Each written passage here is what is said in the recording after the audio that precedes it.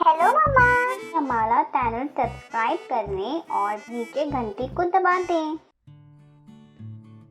दोस्तों, सर्दियों का मौसम आ गया है और इस मौसम में बच्चों को सर्दी, जुकाम, खांसी जैसी समस्या बहुत ज्यादा होती है।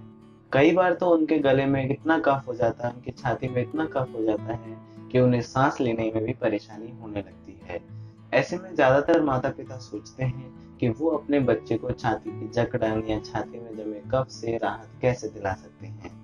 आज के वीडियो में हम आपको बच्चों को छाती में जकड़न की समस्या या छाती में कफ जमने की समस्या से छुटकारा पाने का एक बहुत ही जबरदस्त उपाय बता रहे हैं, जो है अजवाइन और लहसुन की पोटली। जी हाँ, अजवाइन और लहसुन की पोटली की मदद से बच्चे को सर्दी, जुकाम और कफ से राहत कैसे दिलाएं।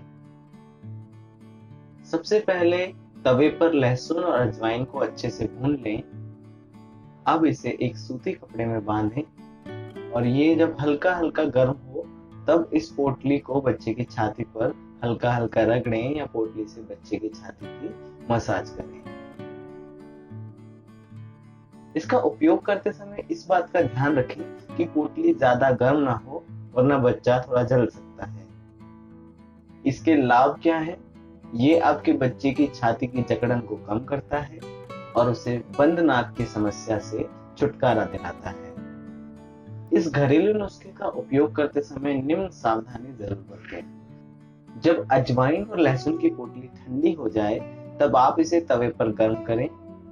जरूरत से ज्यादा सेंक देने से बचें और इसके तापमान की जांच करें ताकि बच्चे की त्वचा जले नहीं और बच्चे को कोई तकलीफ ना हो।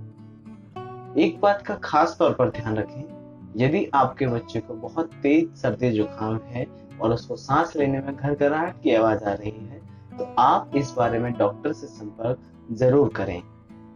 तो कैसा लगा आपको बच्चे की छाती की जकड़न दूर करने का ये घरेलू उपाय? हमें कमेंट्स में जरूर बताइए। Thank you so much for watching. और भी अच्छे अच्छे वीडियोस देखने के लिए हमारा चैनल सब्सक्राइब करने और नीचे घंटी को दबा दें।